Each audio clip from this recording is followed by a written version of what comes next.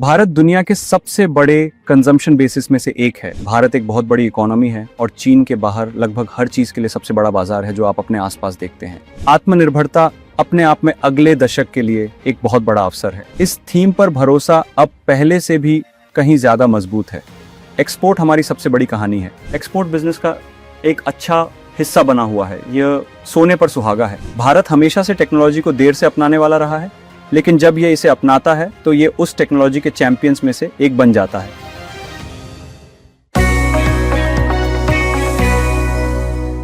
The Hindi voiceover in this video has been generated using AI.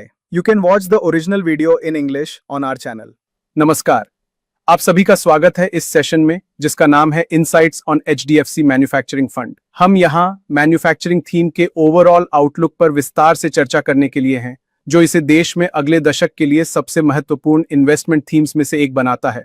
हम अपने fund के portfolio positioning पर भी विस्तार से चर्चा करेंगे और हमारे साथ राकेश सेठिया हैं जो HDFC मैन्युफैक्चरिंग फंड को मैनेज करते हैं। हाय राकेश, शो में आपका स्वागत है। तो राकेश, शुरुआत करने के लिए मैं बस ये बताना चाहता हूं कि हमारे फंड के लॉन्च के बाद से पिछले 2 सालों में कई चुनौतियां रही हैं। खासकर शुरुआत में हम पर जो ट्रेड टैरिफ लगाए गए थे, हमने मिडिल ईस्ट में एक बड़ा युद्ध छिड़ते देखा जिससे तेल की कीमतें आसमान छूने लगीं। मुझे यकीन है कि इन दोनों घटनाओं का ओवरऑल मैन्युफैक्चरिंग सेक्टर पर काफी असर पड़ा होगा। बड़ा अवसर अभी भी बना हुआ है। मेरा मतलब है, भारत दुनिया के सबसे बड़े कंजम्पशन बेसिस में से एक है। जब हम कंजम्पशन की बात करते हैं तो कंजम्पशन के धीमे होने को लेकर कुछ चिंताएं थीं, जिसके बाद सरकार द्वारा भी कई कदम उठाए गए जिन्होंने कंजम्पशन को बढ़ावा देने की कोशिश की। अब ऐसा लगता है कि युद्ध खत्म हो गया है। मैं आपसे ये नहीं पूछने जा रहा हूं कि क्या ये आखिरकार सच में खत्म हो गया है, लेकिन आज हम जिस मोड़ पर खड़े हैं, इस थीम पर आपका ओवरऑल आउटलुक क्या है? तो जब हमने फंड लॉन्च किया था तब से मैन्युफैक्चरिंग का हमारा मूल विचार ये था कि भारत एक बहुत बड़ी इकोनॉमी है और चीन के बाहर लगभग हर चीज़ के लिए सबसे बड़ा बाजार है जो आप अपने आसपास देखते हैं। चाहे वो B2B कंजम्पशन हो, चाहे वो B2C कंजम्पशन हो या फिर B2G कंजम्पशन हो, है ना। वो डिमांड, वो मार्केट साइज हमें कॉस्ट कॉम्पिटिटिव होने का स्केल देता है और इसलिए सिर्फ अपने खुद के कंजम्पशन के लिए प्रोड्यूस करना, आत्मनिर्भरता अपने आप में अगले दशक के लिए एक बहुत बड़ा अवसर है। चूंकि इकोनॉमी चुनौतियों के बावजूद बहुत अच्छी रफ्तार से बढ़ने में सक्षम रही है, मुझे लगता है कि वो भरोसा कायम है। जैसा कि आपने सही बताया, जो 2 चुनौतियां हमने देखी हैं, मुझे लगता है कि उससे आत्मनिर्भरता और ट्रेड के डाइवर्सिफिकेशन की ज़रूरत, ताकि सप्लाई चेन्स के वेपनाइजेशन से बचा जा सके, जैसा कि आपने पिछले कुछ महीनों में देखा है, शायद और भी ज़्यादा बढ़ गई है ना। और ये न केवल भारत के लिए बल्कि सभी पॉलिसी मेकर्स के एजेंडे में सबसे ऊपर है। हमने उदाहरण देखा है जैसे कि कोल गैसिफिकेशन पॉलिसी जो पिछले महीने घोषित की गई थी।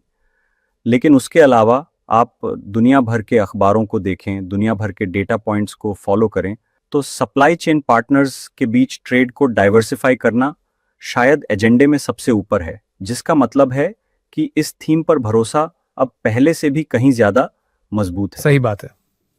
बिल्कुल, इससे काफी कुछ साफ हो जाता है। आपने कोल गैसिफिकेशन पॉलिसी वगैरह के बारे में बात की।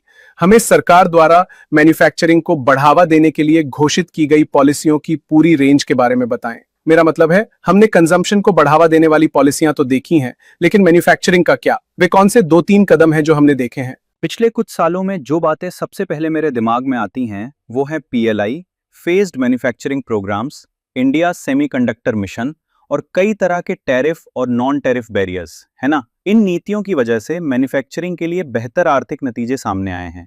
तो उदाहरण के लिए मान लीजिए, जब हम PLI की बात करते हैं तो इलेक्ट्रॉनिक्स, खासकर मोबाइल को ही देख लीजिए। 99% मोबाइल्स अब भारत में ही बनते हैं। असल में पिछले साल अमेरिका में मोबाइल फोन एक्सपोर्ट करने के मामले में हम सबसे बड़े निर्यातक बन गए हैं। हमारे 99% मोबाइल अब लोकली बन रहे हैं। अमेरिका में मोबाइल फोन भेजने के मामले में हम सबसे बड़े एक्सपोर्टर हैं। हमने चीन को भी पीछे छोड़ दिया है।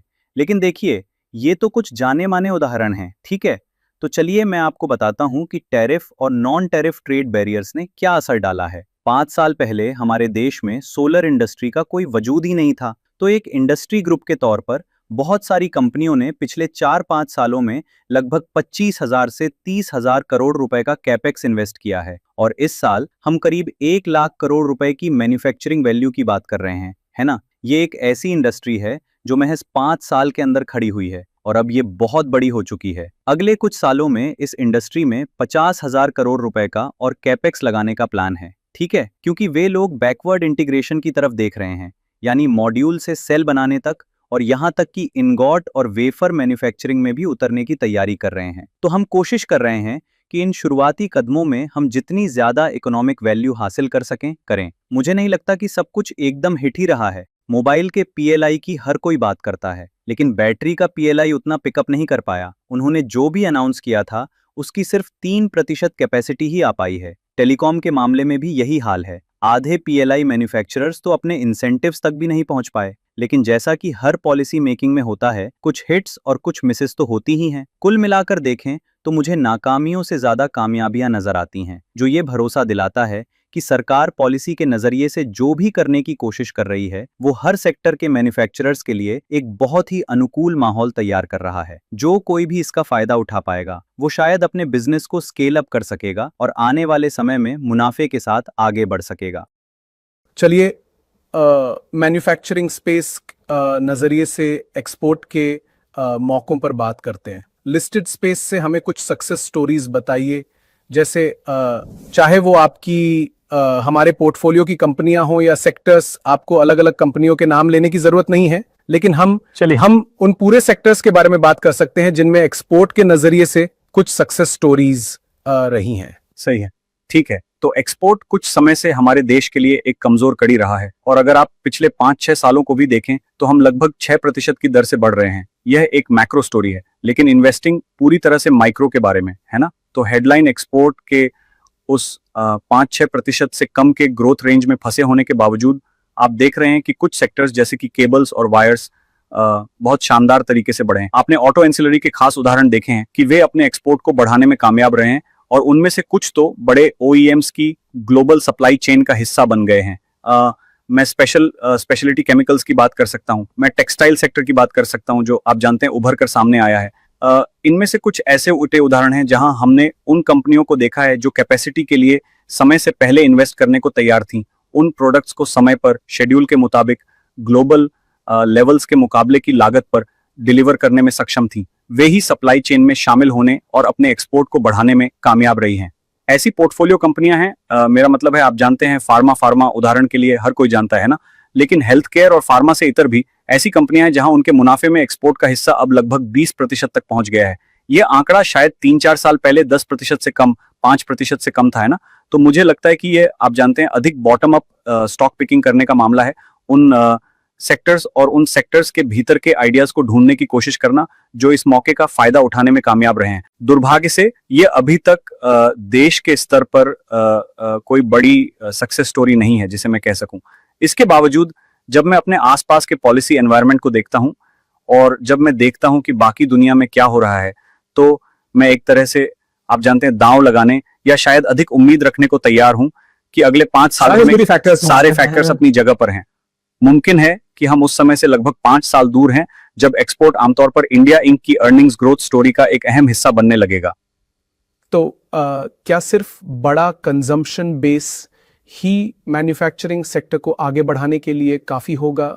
मान लीजिए एक ऐसे इन्वेस्टर के लिए जो इस थीम को इस समय 5 साल के नज़रिए से देख रहा है, मेरा मतलब है क्या सिर्फ वही हमें आगे ले जाने के लिए काफ़ी होगा? ओह हाँ, मुझे लगता हमें यह समझने की ज़रूरत है कि हम लगभग 4 ट्रिलियन की इकोनॉमी है और आप अपने आसपास कोई भी प्रोडक्ट उठा लें, मेरा मतलब है। मैं एक बहुत ही साधारण उदाहरण लेता हूं, गर्मियों का पारंपरिक एसी प्रोडक्ट। ठीक, पिछले साल हमने लगभग 1.4-1.5 करोड़ एसी बेचे। 10 साल पहले यह वॉल्यूम 30 लाख था।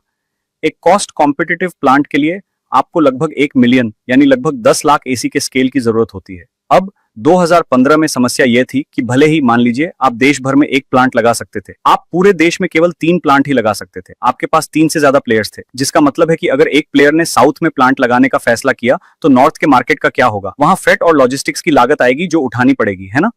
अब पिछले साल को देखिए, हम 1.4 करोड़ एसी की बात कर रहे हैं, जिसका मतलब है 14 प्लांट, बड़े पैमाने के प्लांट जो लगाए जा सकते हैं। सिर्फ इतना ही नहीं, आप देश के अलग अलग हिस्सों में भी लगा सकते हैं, तो इससे फ्रेट का जो नुकसान होता है, जैसा कि हम कहते हैं, वो दूर हो जाता है। और वैसे हम हर साल लगभग 12% 13% की दर से बढ़ रहे हैं, जिसका मतलब है कि हम सिर्फ अपनी घरेलू खपत को पूरा करने के लिए हर साल 1.5-2 प्लांट लगा सकते हैं, है ना।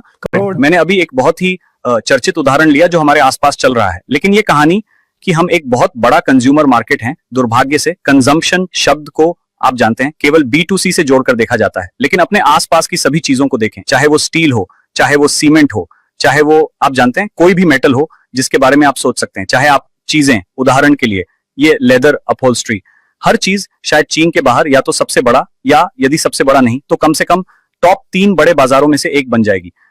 ये किसी भी प्लेयर के लिए नजरअंदाज करने के लिहाज से बहुत बड़ा स्केल है। ये एक बहुत बड़ा डिमांड एनवायरनमेंट बन जाता है और ये अपने आप ही आपके लिए लोकल लेवल पर प्रोड्यूस करने का इंसेंटिव बनाता है, क्योंकि इसी तरह आप कंज्यूमर्स को बड़े पैमाने पर अपने प्रोडक्ट और सर्विसेज डिलीवर करने के लिए कॉस्ट कॉम्पिटिटिव हो सकते हैं। यही इन्वेस्टिंग का मूल सिद्धांत है। एक्सपोर्ट हमारी सबसे बड़ी कहानी है। क्यों? क्योंकि ट्रेड क्यों होता है? ट्रेड होने की एक वजह यह है कि आप जानते हैं हर कोई अपनी सप्लाई चेन को बेहतर बनाना चाहता है ना। मेरा मतलब है एक देश को, अगर आप थ्योरी के हिसाब से जाएं तो एक देश को वहां प्रोड्यूस करना चाहिए जहां वे सबसे बेहतरीन है और उन्हें वो एक्सपोर्ट करना चाहिए जो वे कर सकते हैं, है ना। यही ट्रेड की बुनियादी थ्योरी है।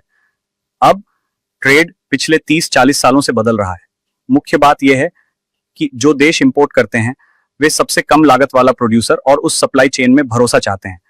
20-30 साल पहले चीन ही एकमात्र विकल्प था। आपके पास भारत भी एक विकल्प था। दुर्भाग्य से हमारे पास वैसा पॉलिसी एनवायरनमेंट नहीं था। अब जब मैं मान लीजिए अगले 10, 15, 20 सालों की ओर देखता हूं और आप पूरी सप्लाई चेन को देखते हैं, आप देखते हैं कि कौन से ऐसे देश हैं जो आपको कोई भी प्रोडक्ट जिसके बारे में आप सोचना चाहें बड़े पैमाने पर और सस्ती लागत पर दे सकते हैं, तो भारत शायद सबसे ऊपर आता है। और आपको बस आप जानते हैं आपको बस वो स्केल बनाने की जरूरत है और एक्सपोर्ट रफ्तार पकड़ लेगा। हालांकि मैं इस बात को लेकर थोड़ा संशय में हूं कि क्या हम चीन जितने बड़े हो पाएंगे, क्योंकि आमतौर पर हर बार आपकी तुलना चीन से की जाती है। मुझे लगता है कि एक बात का एहसास है, सप्लाई चेन का डाइवर्सिफिकेशन होना ही चाहिए, जिसका मतलब है कि एक्सपोर्ट बिजनेस का एक अच्छा हिस्सा बना रहेगा। सही, ये बिजनेस का एकमात्र हिस्सा नहीं बनता है। हमें एक्सपोर्ट के बारे में इसी तरह सोचना चाहिए। ये सोने पर सुहागा जैसा है। बहुत दिलचस्प। मुझे लगता है कि आपने स्केल के बारे में बात की है ना। चलिए, मेरा मतलब है मुझे आपसे ये पूछने दीजिए, अगर हम भारत की सबसे बड़ी फैक्ट्रियों या मैन्युफैक्चरिंग प्लांट्स को लें और उसकी तुलना कई दूसरे देशों से करें, अब हम सुनते हैं कि वियतनाम और दूसरे देश इस एक्सपोर्ट के मौके का एक बड़ा हिस्सा हथियाने की कोशिश कर रहे हैं। चीन तो हमेशा है ही। स्केल के नज़रिए से हमारी फैक्ट्रियां कितनी तुलनीय हैं और हमने पिछले 10 से 15 सालों में ये सफ़र कैसे तय किया है। सही। तो देखिए, हम अभी भी चीन के स्तर पर नहीं हैं, सिर्फ इसलिए क्योंकि चीन एक्सपोर्ट मार्केट में बहुत बड़ा है, तो इससे एक सीमा तय हो जाती है ना। मेरा मतलब है थ्योरेटिकली हम एक्सपोर्ट के मामले में चीन जितने बड़े नहीं हो सकते, लेकिन डोमेस्टिक डिमांड के मामले में हम कुछ कैटेगरीज में उतने ही बड़े हो गए हैं, है ना। तो मैं एक उदाहरण देता हूं। फॉक्सकॉन की मेरे ख्याल से सबसे छोटी फैक्ट्री में भी लगभग 1 लाख कर्मचारी होंगे, है ना। हमारे पास भारत में ऐसी कोई फैक्ट्री नहीं है जिसमें 1 लाख कर्मचारी काम कर रहे हो, कम से कम मुझे तो जानकारी नहीं है। लेकिन हमारे पास ऐसी फैक्ट्रियां हैं जहां 20,000 लोग, 30,000 लोग अब उसी स्केल पर काम कर रहे हैं, है ना। इससे होता यह है कि आप जानते हैं आप ऐसे इकोसिस्टम बनाना शुरू कर देते हैं जहां किसी समय आप वो स्केल हासिल कर पाएंगे। हालांकि 20-30 हजार की तुलना 1 लाख से नहीं की जा सकती, लेकिन अगर आप तुलना करें कि हम लगभग 5 साल पहले कहां थे, तो ये एक बहुत बड़ी संख्या है। मुझे लगता है कि हम उस दिशा में बढ़ रहे हैं जहां हम डिमांड को पूरा करने के लिए कैपेसिटी बनाने को तैयार हैं और हम स्केल कर पा रहे हैं। मौजूदा स्केल 5 साल पहले की तुलना में पहले ही 3 गुना से 5 गुना हो चुके हैं। इसलिए हम चीन और भारत के बीच एब्सोल्यूट लेवल पर तुलना करने के बजाय सही दिशा में आगे बढ़ रहे हैं। ऐसा लगता है कि टैरिफ का खतरा एक तरह से हमारे पीछे छूट गया है। हमने उस पीरियड को काफी अच्छे रेजिलियंस के साथ पार कर लिया है। लगता है कि वॉर भी, चलिए उम्मीद करते हैं कि वॉर भी अब पीछे छूट गई है और हमने कुछ FTAs भी साइन किए हैं। पक्का बहुत इंपॉर्टेंट वाले होंगे, मेन वाले UK और यूरोप के साथ हैं। एक डील है जो हम US के साथ भी करने की कोशिश कर रहे हैं। एक मैन्युफैक्चरिंग थीम के पर्सपेक्टिव से देखा जाए तो ये कितने इंपॉर्टेंट हैं? वेल, मुझे लगता है ग्लोबल ट्रेड नेटवर्क का हिस्सा बनने के लिए FTAs बहुत इंपॉर्टेंट हैं और ये 3 FTAs बिल्कुल सही डायरेक्शन में हैं। पिछले 12 महीनों में हमने वो अचीव किया है जो हम पिछले 12 सालों में नहीं कर पाए। तो इससे आपको काफ़ी कुछ समझ में आता है कि इनमें से कुछ डील्स को अचीव करने के लिए बैकग्राउंड में क्या कुछ हुआ होगा। इसके बावजूद मुझे लगता UK FTA लगभग पूरा हो चुका है, इसलिए मुझे लगता है कि एक उम्मीद है कि 56-57 बिलियन डॉलर से बढ़कर लगभग $120 बिलियन हो सकता है। यूरोप को असर दिखाने में अभी थोड़ा समय लगेगा, क्योंकि यूरोपियन पार्लियामेंट को अभी अपनी तरफ से डील को मंजूरी देनी है। और अमेरिका के मामले में आप जानते हैं, मैं इसे ऐसा कहूंगा कि एक तरह की डील साइन तो हो गई है, लेकिन उसमें बहुत सा लीगल टेक्स्ट गायब है। इसलिए हम वास्तव में नहीं जानते कि डील के बारीक अक्षरों में असल में क्या लिखा है, जैसा कि मैं कहूंगा। इसके बावजूद मुझे लगता है कि ये सब सही दिशा में है। अब जाहिर है लोग बात करते हैं कि आप जानते हैं इसके विजेता कौन है। मेरा मतलब है जहां भी हम फायदा उठा सकते थे। उदाहरण के लिए मैं textile, auto ancillaries, engineering goods जैसे सेक्टर्स के बारे में सोच सकता हूं।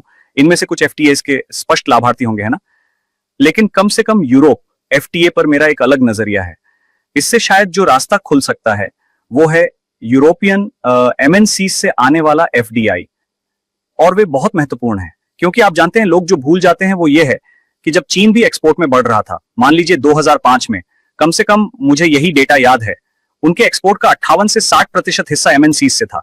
ये लोकल चैंपियंस, जैसा कि हम उन्हें कहते हैं, वे बहुत बाद में आए, शायद 10-12 साल बाद।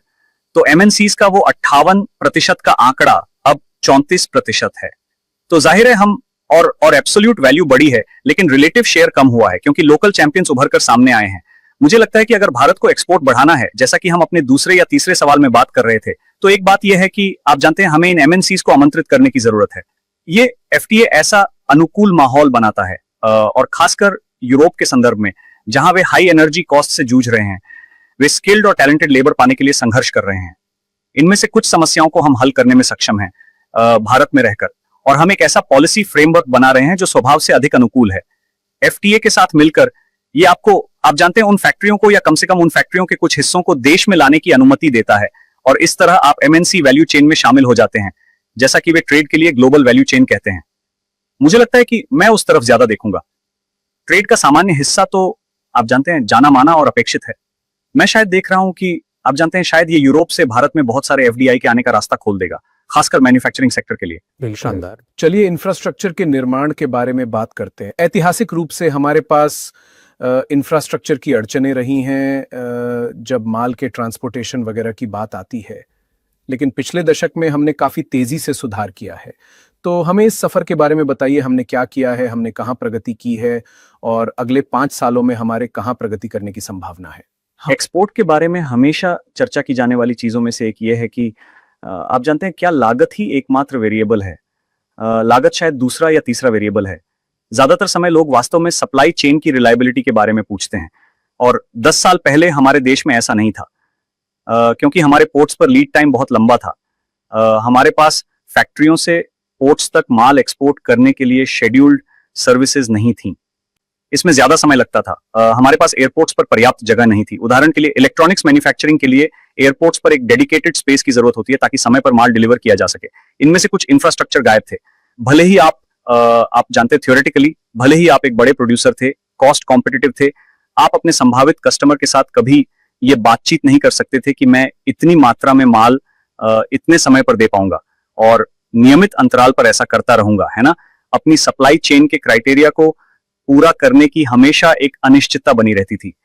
मुझे लगता है कि सड़कों में इन्वेस्टमेंट, पोर्ट्स में इन्वेस्टमेंट के साथ, और मैं पब्लिक और प्राइवेट दोनों सेक्टर्स के इन्वेस्टमेंट्स को मिला रहा हूं, क्योंकि पोर्ट्स का आप जानते हैं आंशिक रूप से प्राइवेटाइजेशन हुआ है, आंशिक रूप से पब्लिक के हाथों में है। हमारा कुछ लीड टाइम अब उतना ही कॉम्पिटिटिव है जितना हम चीन की तुलना में भी देखेंगे। उदाहरण के लिए, है ना, पोर्ट ड्वेलिंग टाइम में हम सबसे कम समय लेने वालों में से एक हैं। एक समय था जब आप जानते हैं, और मैंने आंकड़े पढ़े, मुझे ये बहुत मजेदार लगा, गुजरात पोर्ट्स का टर्न अराउंड टाइम सिंगापुर से भी तेज था, जिसे सबसे बेहतरीन में से एक माना जाता है, सबसे एफिशिएंट पोर्ट्स में से एक, है ना। कुछ पैरामीटर्स पर हम मुकाबला कर पा रहे हैं। मुझे लगता है कि अभी भी बहुत काम किया जाना बाकी है। तो उदाहरण के लिए हमारी लॉजिस्टिक्स कॉस्ट अभी भी काफी ज्यादा है। हमें अभी भी अपने लेवल पर काफी कंटेनर मूवमेंट की जरूरत है, सिर्फ इसलिए क्योंकि आप जानते हैं ये ग्रीन है, तो ये हमारे ESG गोल को पूरा करता है। साथ ही ये सस्ता भी है, लेकिन हम अभी भी ज्यादा समय ले रहे हैं और हम अभी भी कुछ इंफ्रास्ट्रक्चर तैयार कर रहे हैं। लेकिन मुझे लगता है कि फिर से सब कुछ सही दिशा में जा रहा है। तो काफी इन्वेस्टमेंट पहले ही हो चुका है, लेकिन इसे और बेहतर बनाने के लिए हमें अभी और इन्वेस्टमेंट करने की जरूरत है। रेलवे कैपेक्स अब लगभग 2,50,000 करोड़ है। हाँ, 10 साल पहले ये लगभग 24,000-25,000 करोड़ था। तो ये हमने इसे 10 गुना बढ़ा दिया है। यही कारण है कि आप देखते हैं कि कुछ इंडस्ट्रीज में हम न केवल कॉस्ट कॉम्पिटिटिव बन पा रहे हैं, बल्कि एक रिलायबल सप्लाई चेन पार्टनर भी बन रहे हैं। फिर से एयरपोर्ट्स एक ऐसी कहानी है जिसके बारे में कम बात की जाती है। हमारे देश में एयरपोर्ट्स की संख्या लगभग 7 वर्षों में 70 से 80 से बढ़कर अब लगभग 160 हो गई है। ये अपने आप में कम से कम उन सामानों को भेजने में सक्षम होने का एक बहुत बड़ा जरिया है, जहां सप्लाई चेन और टाइम टू मार्केट बहुत बहुत महत्वपूर्ण है। राकेश, हमने हमेशा इस बात पर जोर दिया है, मैं अपनी एनएफओ प्रेजेंटेशन की बात करूं, लेबर कॉस्ट का जो फायदा भारत को हमेशा से मिलता रहा है और ये एआई और ऑटोमेशन का दौर है और अक्सर इस बारे में बात की जाती है कि शायद एआई और ऑटोमेशन के इस दौर में इससे बहुत बड़ा फायदा ना मिले।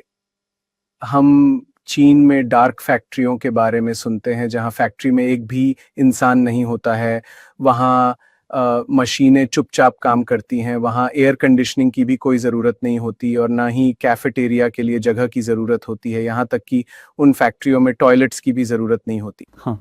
तो इस तरह की टेक्नोलॉजिकल एडवांसमेंट को देखते हुए हम हमारे पास जो पोटेंशियल है उसका फायदा कैसे उठाने जा रहे हैं?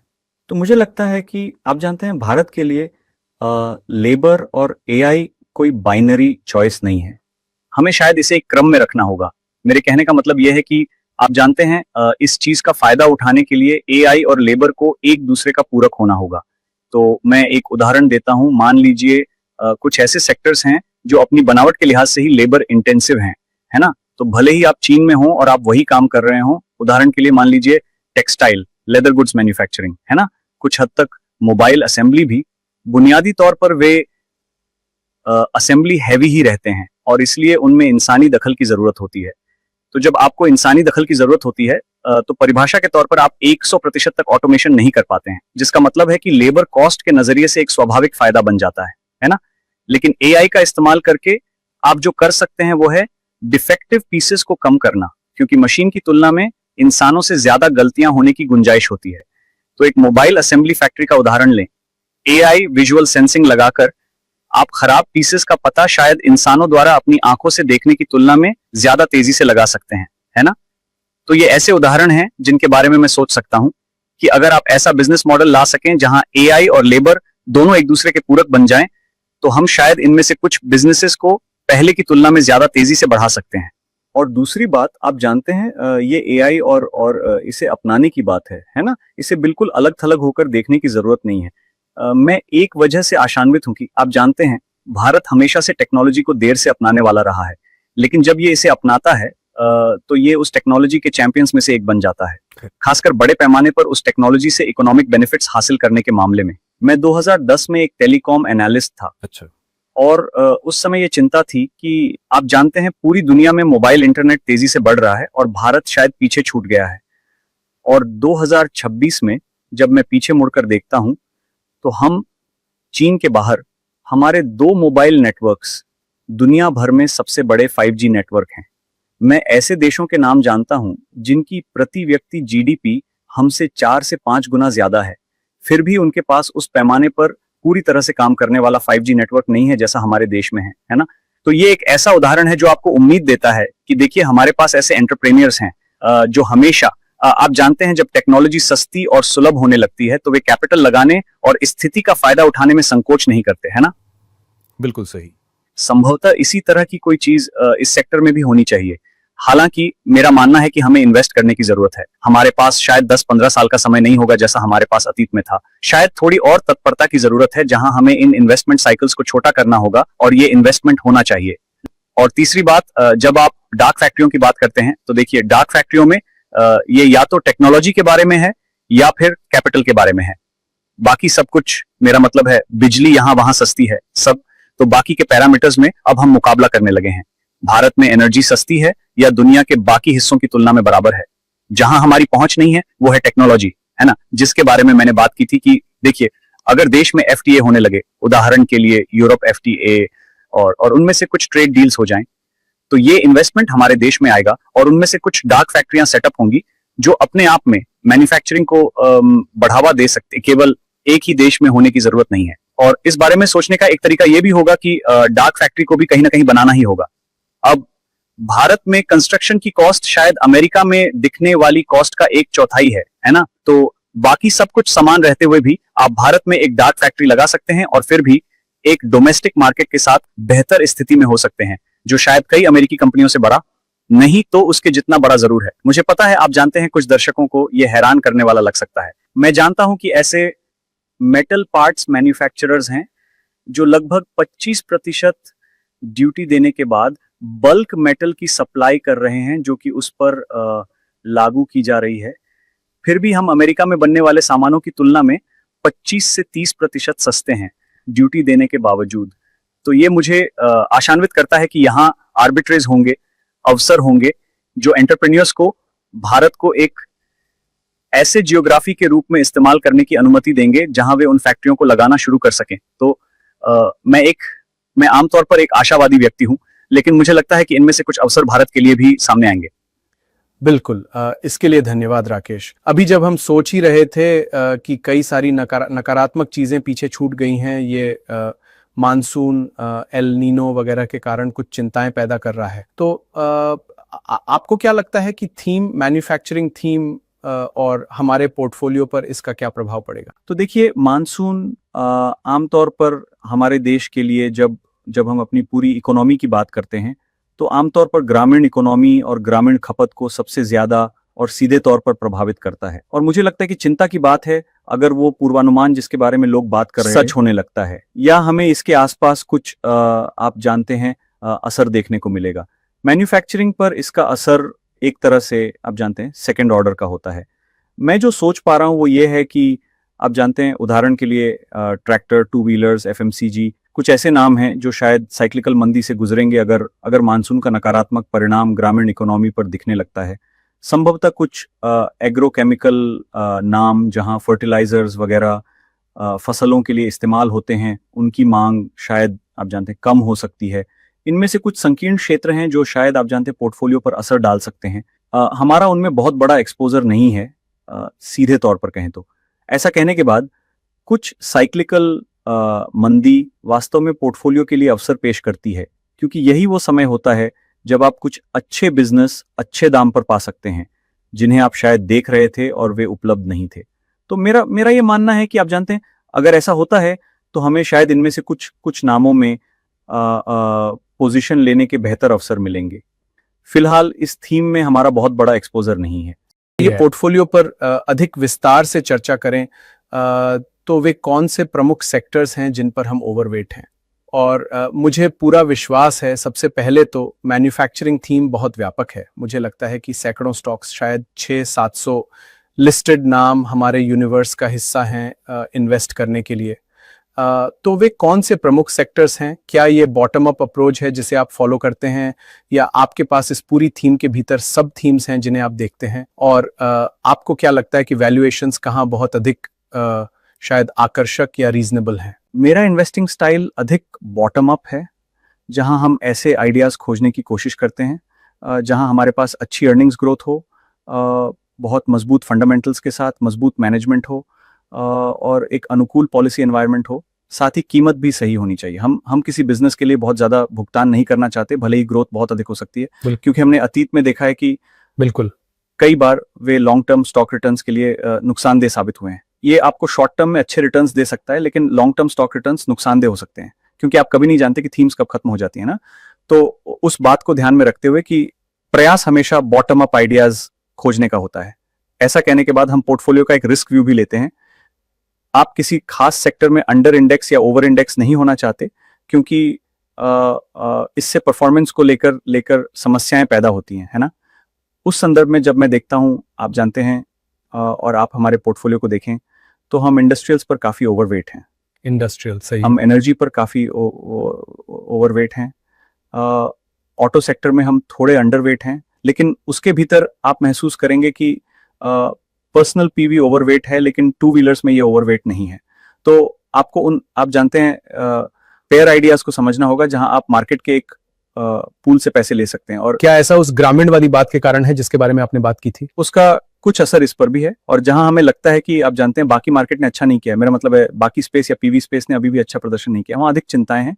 हमें नहीं लगता कि वे चिंताएं उतनी जायज हैं, या हमें लगता है कि उनमें से कुछ स्टॉक्स में अधिक वैल्यू है इसकी तुलना में कि अन्य स्टॉक्स ने कैसा प्रदर्शन किया है। वहीं पर कुछ स्टॉक पिकिंग अलग हो जाती है। लेकिन बुनियादी ढांचा उन आइडियाज को चुनने का है जिनमें अगले 2-3 साल के नजरिए से मजबूत अर्निंग्स ग्रोथ होगी, एक अनुकूल पॉलिसी एनवायरनमेंट में, और जो सही वैल्यूएशन पर उपलब्ध हो। हमने मार्केट्स में कुछ करेक्शन देखा है और कुछ सुधार भी देखा है जो हमने देखा है, लेकिन एक समग्र मार्केट के नजरिए से आपको वैल्यू कहाँ दिखती है, मेरा मतलब है वैल्यूएशन के नजरिए से क्या आप capitalisation, large, mid cap, small cap split भी देखते हैं।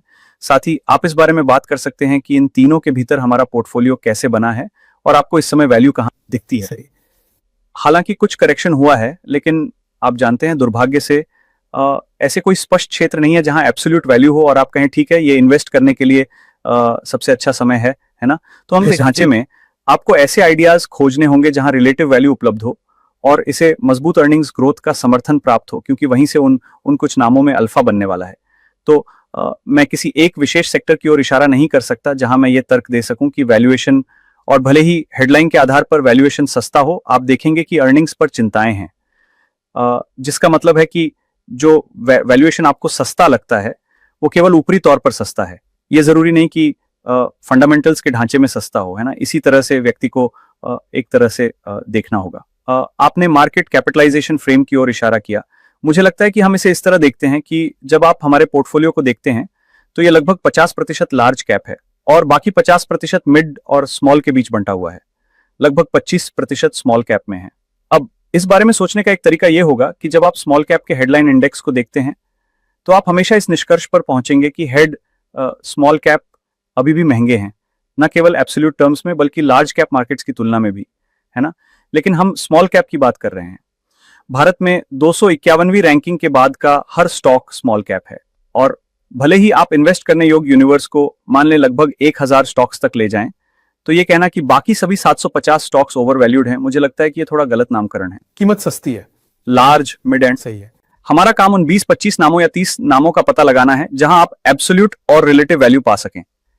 ये स्मॉल कैप स्पेस में हो सकता है, लेकिन डिलीवर कर सकता है बशर्ते बिजनेस में एक स्केल पे बढ़ने की क्षमता हो।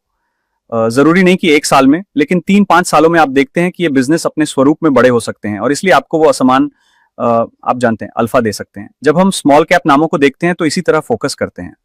लार्ज कैप अधिक एक रिलेटिव वैल्यू आइडियाज को समझने की कोशिश कर रहा हूं, क्योंकि इनमें से कुछ लार्ज कैप्स अपने स्वभाव से ही बड़े हो गए हैं।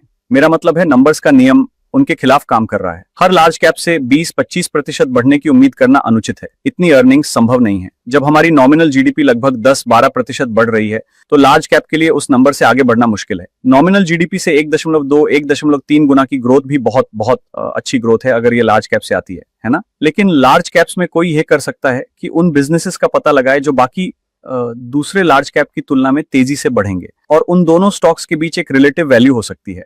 आप एक को दूसरे के ऊपर चुनते हैं, आप उम्मीद करते हैं कि स्टॉक अच्छा प्रदर्शन करे और इस तरह आप अपने यूनिट होल्डर्स के लिए अल्फा बनाते हैं। मिड कैप्स एक ऐसा क्षेत्र है जहां मुझे लगता है कि शायद वैल्यूएशन सबसे ज्यादा खिंचा हुआ है। शायद ये मिड कैप की परिभाषा की प्रकृति के कारण है। हमारे पास 150 स्टॉक्स हैं, वही सबसे तेजी से बढ़ रहे थे अगर आप पिछले 1-2-3 सालों की अर्निंग्स ग्रोथ को देखें तो आप पाएंगे कि मिड कैप्स ही सबसे तेजी से बढ़ रहे हैं। इसलिए हर मिड कैप स्टॉक की कीमत पूरी तरह से सही नहीं आंकी गई है, इसलिए आपको फिर से अर्निंग्स ग्रोथ के स्ट्रक्चर पर ध्यान देने की जरूरत है और फिर रिलेटिव वैल्यूएशन को देखिए। लगता है कि ये जारी रहेगा?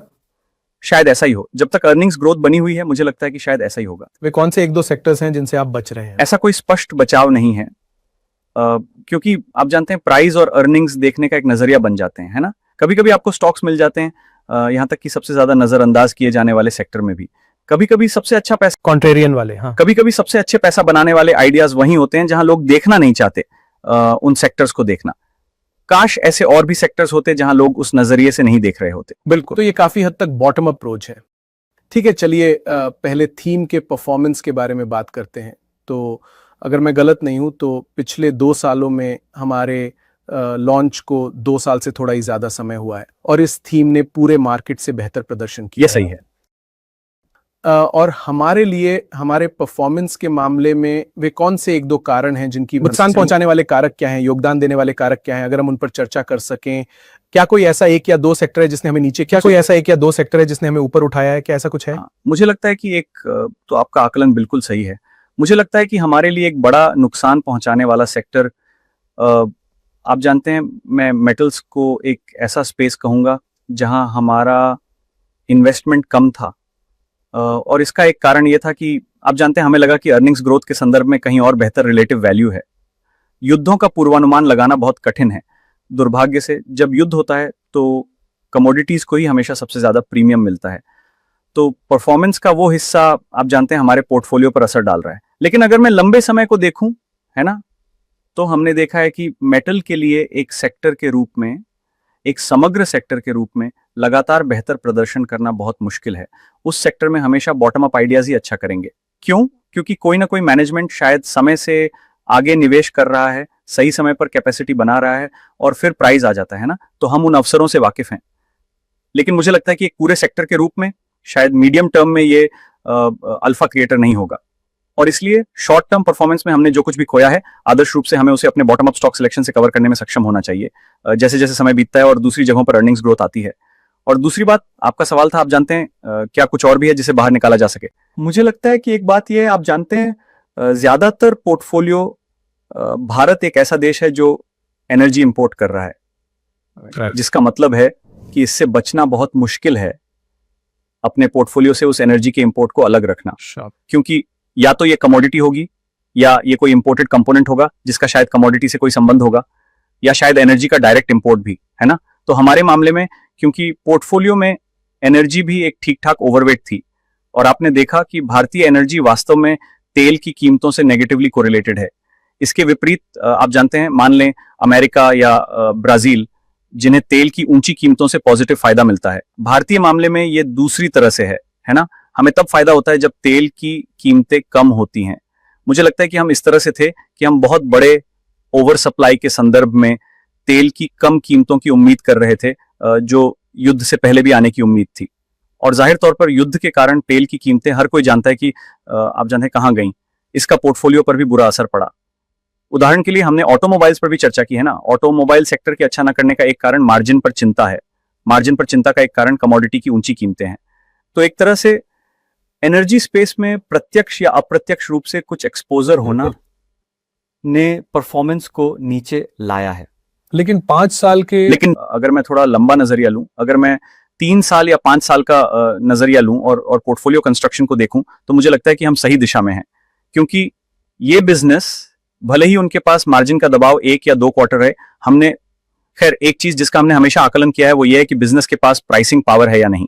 सौभाग्य से हमें अपने पोर्टफोलियो के अधिकांश बिजनेसेस में विश्वास है कि उनमें प्राइसिंग पावर की विशेषताएं हैं।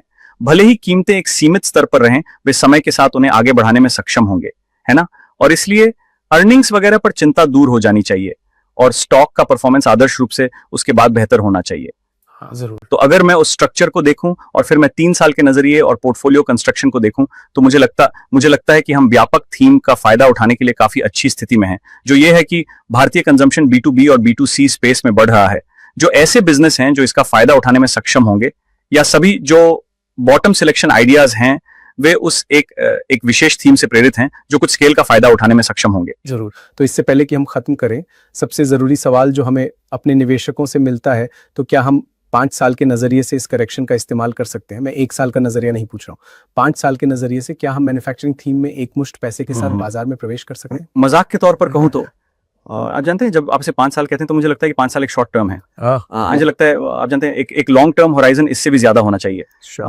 लेकिन मेरा मतलब संजीदगी से कहें तो मुझे लगता है कि अगर कोई इस थीम को देख रहा है, जरूर उनका नजरिया बहुत लंबा होना चाहिए।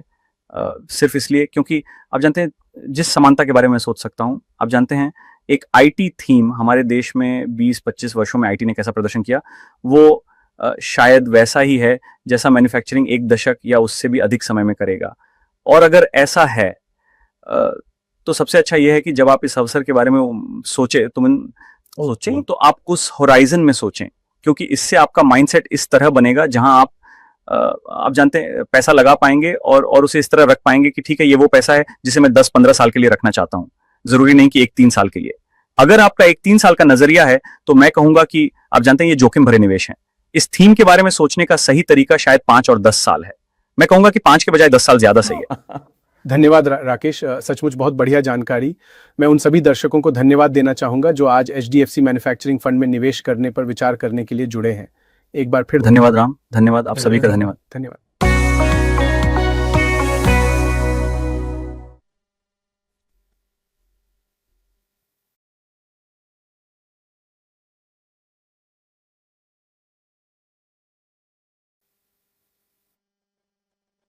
म्यूचुअल फंड निवेश बाजार के जोखिमों के अधीन है।